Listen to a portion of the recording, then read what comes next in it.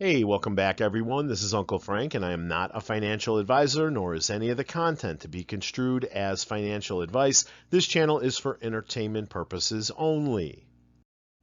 Green everywhere, guys. The U.S. stock market finished sharply higher Friday, sparked by Fed Reserve Chair Jay Powell's strongest signal yet that interest rate cuts are coming. Quote, "The time has come for cuts," Powell said at the Jackson Hole Economic Symposium, increasingly confident that inflation will return to the central bank's 2% target. Big tech stocks like Tesla and Nvidia rallied with particular strength as investors hoped a lower rate environment would benefit the group. Treasury yields finished broadly lower, with the 2-year yield dropping 9.6 basis points to finish at 3.912%, the third lowest closing level this year. For the week, the Dow Jones average jumped nearly 1.3%. The Nasdaq added 1.4%, and the S&P gained 1.5%. After all, three benchmark indexes gained more than 1% on Friday, and the Dow and S&P scored their second highest closes ever. Now, guys, I'm enjoying all this as much as you are, but I have to point out a couple obvious things in this article we shouldn't overlook. Powell vows to cut rates with stocks, home prices, rents, and food at all-time highs. From the author, with the November elections looming, the Fed will do everything to make sure the establishment candidate isn't distracted by such trivial things as a market crash. Point number one, the Fed will end its tightening cycle and start the next easing cycle with stocks at all-time highs, something that has never before happened in the history of capital markets. Point number two, this is also the first time in history when the Fed has aborted a tightening cycle, having achieved zero home price easing. Indeed, one look at the Case-Shiller Index shows that home prices are the highest they've ever been. Point number three, while one can technically live without housing or rent, one still needs to eat. And here we find another problem, because not only did the Fed's rate hikes not contain stock, home, or rent prices, but food prices, both at home and away from home, are also at all-time highs. And guess what cutting rates and stimulating the economy will do to food prices from this point on? I call this fourth and final point bubble trouble. The seeds of the next inflationary bubble are already set, because even as the Fed kept conditions tight, or even exceptionally tight, M2, the broadest money aggregate tracked by the Fed, is once again rising after declining for the past 3 years. Guys, I love when they cut interest rates. I love market rallies. I love when our stocks make all-time highs. I love when credit card payments go down. I love the mortgage business when rates drop. But here's the problem with manipulating the data to suit the government's needs. Take a look at these four charts the Fed is basing its decision on. Upper left-hand corner, job openings per unemployed. Okay, definitely heading down, and they point out they're at pre-pandemic levels. Okay, to the right, core PCE price index 3-month annualized, and they show the July estimate as a drop. Then, lower left-hand corner, unemployment rate. All right, certainly down but arcing up, and they point out that's the highest since October of 2021. And now, here's the killer. Change in consumer goods prices year over year. They want us to believe they're at the weakest since 2004, the change year over year. Okay, here's the problem. None of us are actually experiencing any of this bullshit. I doubt there's one of my subscribers that feels everything is much cheaper and I'm earning more than I ever have. all of these measures they're using are great examples of statistical acrobatics. That's when you have to go out of your way to attempt to prove something is true when it isn't. And what about what I call the U.S. debt threat? Well, I urge you to read the CNN article from a month ago titled, "The World is Sitting on a $91 trillion problem. Hard choices are coming. Governments owe an unprecedented $91 trillion, an amount almost equal to the size of the global economy." And then from just 15 hours ago, the debt crisis Ray Dalio warned of may already be happening as U.S. borrowing surged by $1 trillion in just weeks. Billionaire investor Ray Dalio warned of a U.S. debt crisis after Congress passed a deal that would lift the borrowing limit. I want to remind my subscribers that on November 10th of 2023, Moody's Investors Service lowered its outlook on the United States credit rating from stable to negative, while Moody's reaffirmed the nation's top credit rating of capital AAA. The negative outlook signals an increased risk of that rating being downgraded over the next 1 to 2 years. Guys, I don't know if you want to be far from home the day we lose our triple capital A credit rating.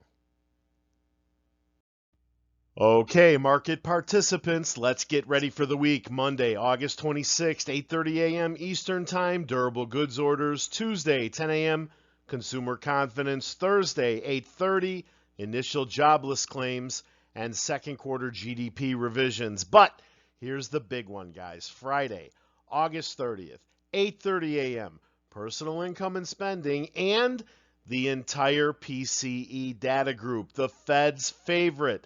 I absolutely love that they are dropping this on options expiration Friday on the last trading day of August ahead of the 3-day Labor Day weekend. What if that thing comes in hot? This has the potential to be an atomic day in the markets. Pretty quiet on the earnings front for next week, but I will be watching NVIDIA after the close on Wednesday, and on Thursday, Marvell and Ulta, mostly because of Warren Buffett's recent interest. Both of those will be released after the close as well. All right, looking ahead for big items to add to your calendar. As I said, the U.S. markets will be closed on Monday, September 2nd, for the Labor Day holiday. It's not confirmed, but GameStop could drop earnings around September 4th, according to NASDAQ, and maybe Ryan Cohen will finally tell us what he plans to do with that $4 billion war chest he's sitting on. We know from a recent tweet that Ryan is on the hunt for top product and graphic designers. September 12th, the Usher concert drops only at AMC theaters. We are only 25 days to the second day of the September Fed meeting, 17th and 18th, where we currently expect to get our first rate cut. But that same week, Friday, September 20th, is the third quadruple witching date of the year. Friday, December 20th, will be the last one. September 30th marks the end of the third quarter, a vital date for AMC shareholders. While it hasn't been announced, I currently forecast AMC third quarter 2024 earnings to be released around November 13th, and I also believe it'll be better than last year's Q3, which was the best in our 100-plus year history. We are only 73 days to the November 5th election, which will be immediately followed by the November 6th and 7th Fed meeting. December 17th and 18th will be the last FOMC meeting of the year. We are 149 days from inaugurating a new president, January 20th, which means if Trump is elected, Gary Gensler is scheduled to be fired the following day. Subscribers to this channel know I'm tracking the potential white or black swan events for you. I also scour the internet for news flying under the radar. Let's start under the heading Geopolitical. We still have Russia-Ukraine, China-Taiwan, Monkeypox, Israel versus Hamas and Hezbollah, but will Iran or even Turkey jump into the action? North Korea is always a wild card, and I consider the 2024 election itself to be a potential swan event. Under systemic and financial, we still have the U.S. credit card debt crisis, commercial real estate crisis, unrealized losses at U.S. banks and the Fed Reserve. As many as 282 U.S. banks at risk. We've got the de-dollarization trend and BRICS, a $35 trillion U.S. debt spiral. Ryan Cohen could make a surprise announcement about the future of GameStop.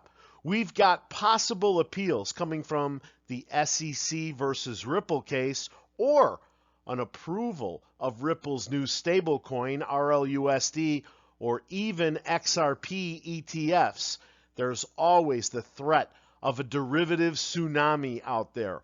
Elon Musk could debut his new peer-to-peer payment platform on X, formerly known as Twitter. Then, of course, there's the upcoming rate cut from the Fed, or could it be delayed by unexpected inflationary news? We've got hidden hedge fund over leverage, securities sold yet not purchased, potentially billions of unreconciled synthetic shares out there, and I'll finish this list with the China-Japan banking crisis. So now let's review what's out there so you're prepared for whatever pops up. So here are the latest headlines from my potential swan list. Russia-Ukraine war latest, Putin's forces suffering 1,000 daily casualties as Zelensky praises Kursk attack. Ukraine steps up strikes into Russia as Moscow pushes ahead in the east. And from the Washington Post, Ukraine keeps crossing Russia's red lines. Putin keeps blinking. The question is, how long will Russia tolerate these embarrassing setbacks before they release the big dogs? And under the heading China-Taiwan from the BBC, Taiwan jails spies seduced by money to work for China. I wish that would happen to American politicians that sell out our nation to benefit China. And from the Business Insider, China could seize key islands from Taiwan in as little as 6 months, war analysts warn. Moving to the conflict in the Middle East, there are talks about a ceasefire. But personally, I'm more concerned about Iran or even Turkey jumping in and widening the scope of the war. From just 2 hours ago, Israeli army orders more evacuations, kills 69 in Gaza over 2 days. From CNN, even if a Gaza ceasefire is agreed, Israel has made it clear it reserves the right to resume the war with Hamas. From Foreign Affairs, Israel is winning, but lasting victory against Hamas will require installing new leadership in Gaza. And from AP News, key mediator Egypt expresses skepticism about the Gaza ceasefire proposal as more details emerge. And a breaking story from Bloomberg, money managers' bullish wagers on gold jumped to the highest in more than 4 years on expectations for earlier, deeper monetary easing by the Fed Reserve to bolster the economy. Yes, but is that the only reason, or are the wars in Ukraine or Gaza about to amp up? Hedge funds and other large speculators boosted net long positions by 7.8% to 236,700 as of August 20th. The highest since early 2020, weekly U.S. government data showed on Friday. Shout out to all my gold and silver bugs with that headline.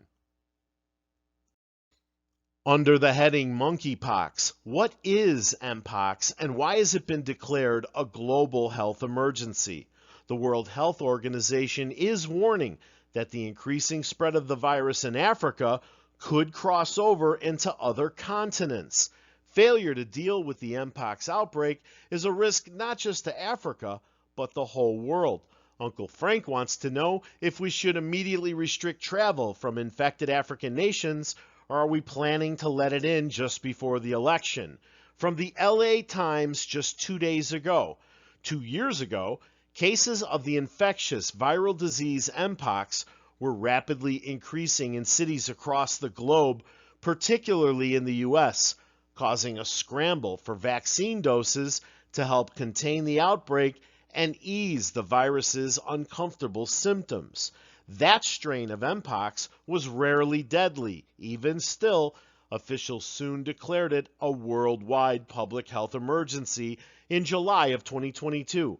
In the months that followed, the spread of the virus steadily fell, though cases have never completely gone away. But last week, a much more concerning variant of Mpox, previously called Monkeypox, has once again prompted such a global health alert.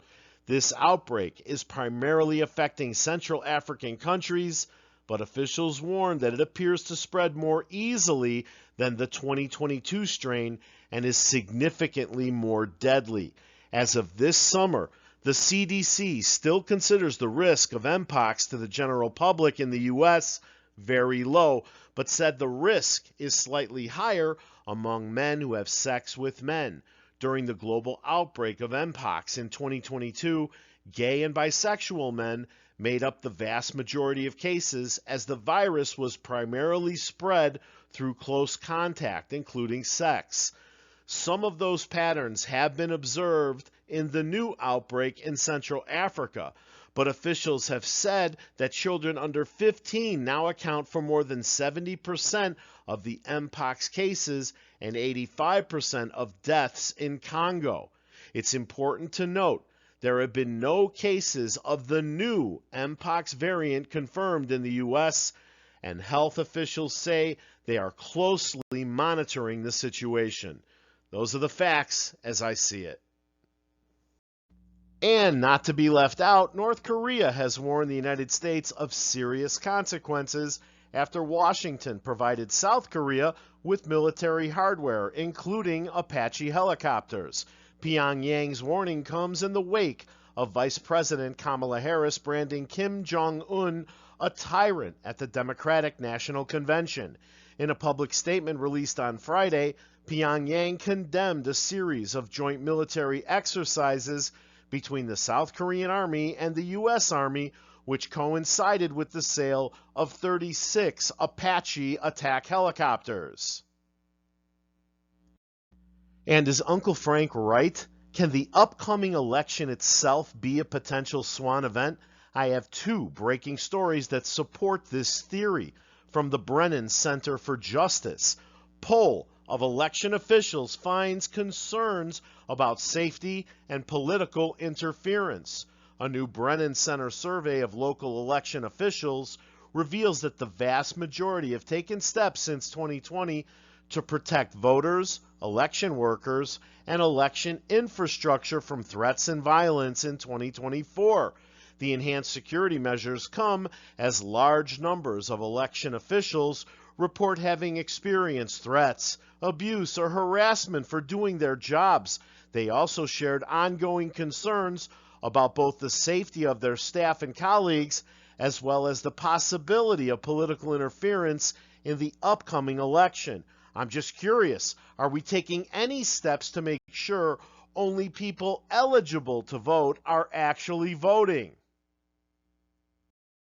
Do you guys think I'm exaggerating? How about this piece from the New York Post? A record 60,000 home deals crash in July amid election fears. A record 60,000 home buyers pulled the plug on their deals in July, shattering previous records according to a new report. This mass exodus, accounting for 16% of all contracts inked that month, is the highest July cancellation rate since Redfin started tracking this data. Now let's migrate to the potential systemic swans on the list. From the Daily Hodl, U.S. credit card debt soars to $1.14 trillion as Bank of America CEO issues warning on depleting the American consumer. And from Seeking Alpha, the other debt crisis, credit card debt. which is the fastest growing segment of household debt, reaching a record $1.14 trillion in 2Q of 2024. Interest rates on credit cards are at a record high of 21.5%, leading to a significant burden on consumers.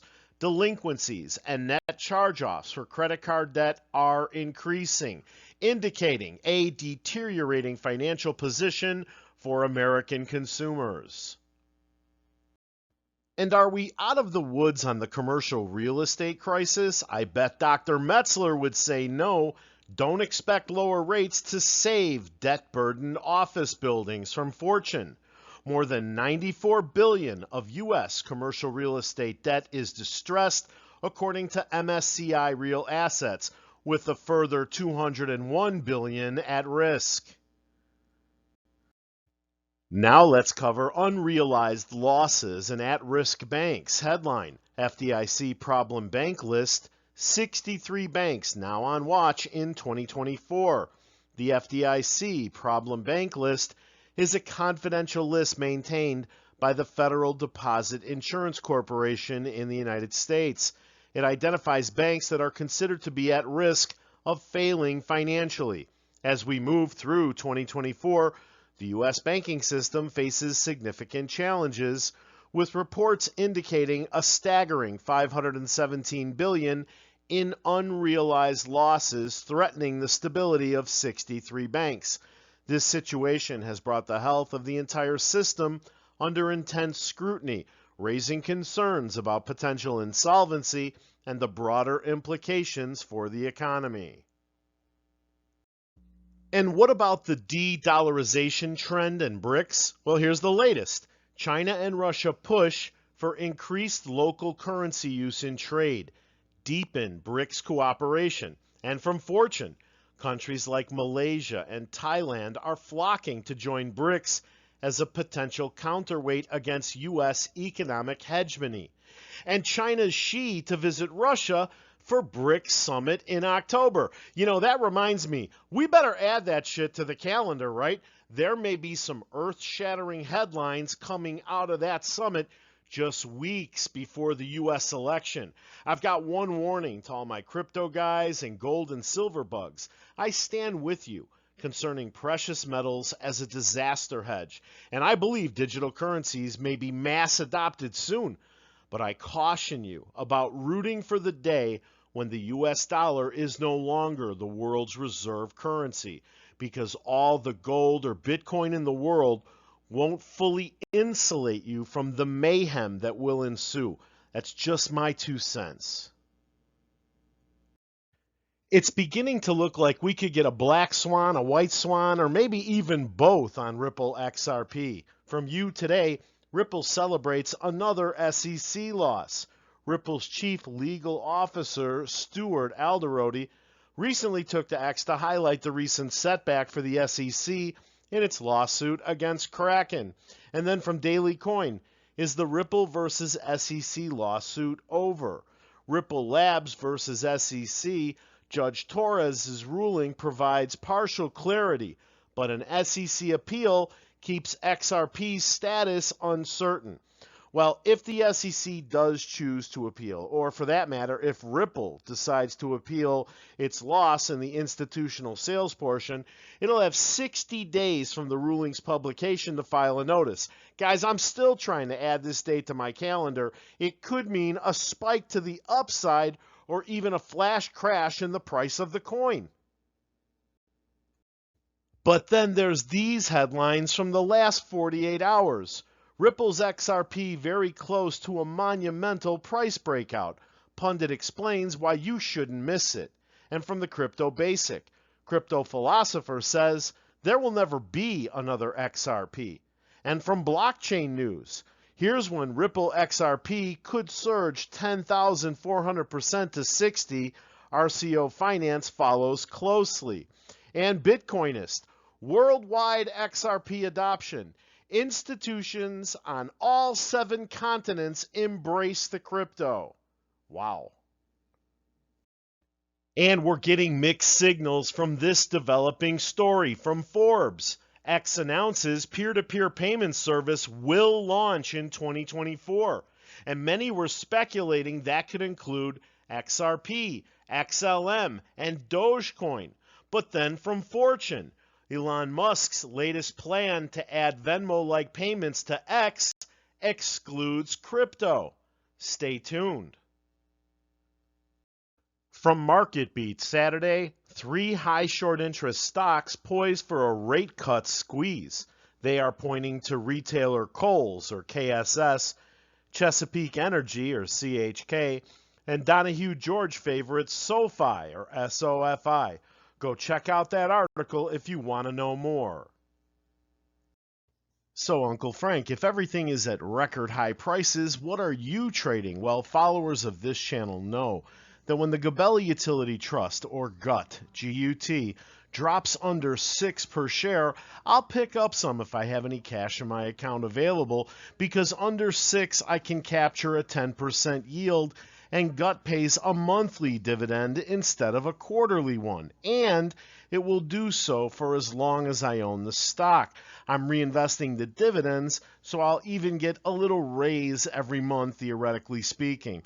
Well, on Friday, I got an alert it was down over 5%, so I picked some up at 570, and at that price, the yield is actually 10.53%.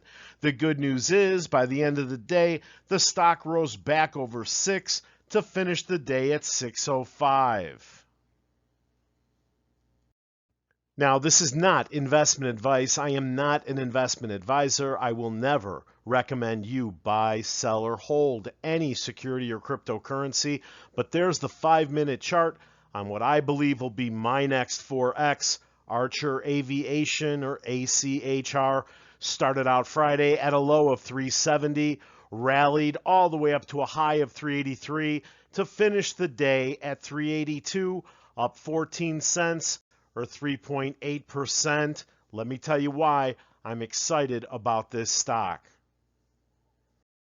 Okay, one thing I love about this play is I'm early to the party. No one knows about this company or its stock. When I look up ACHR on Reddit, I see 2 posts from 3 years ago.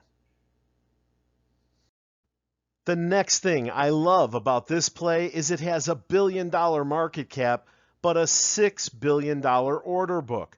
They have deals in place with United, Southwest, Future Flight, the U.S. Air Force, and their contract manufacturer is investing hundreds of millions in scaling up this company's manufacturing. That's Stellantis. Let me say that again. The company that manufactures Alfa Romeos, Jeeps, Maseratis, Ram trucks is investing hundreds of millions in the manufacturing of this company's eVTOLs. Now follow me over to Fintel.io. While retail investors may not have discovered this stock yet, the institutions definitely have. They own 154.91 million out of 319.44 million shares outstanding, or 48.49%.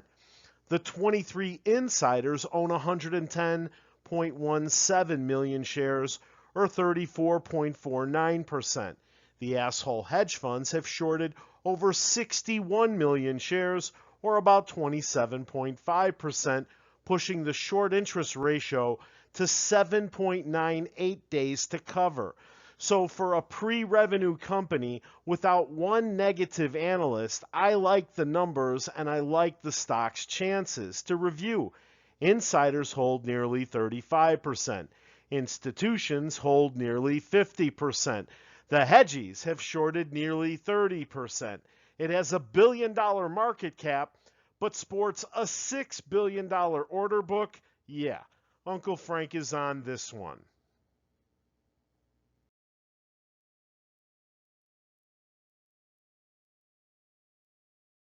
Guys, I'm convinced within 36 months you will see these flying in every major city across the United States, whether you like them or not. When you can fly from San Jose to San Francisco in 10 minutes instead of driving an hour and 15 minutes, people are going to take full advantage of that service especially at a fair price point.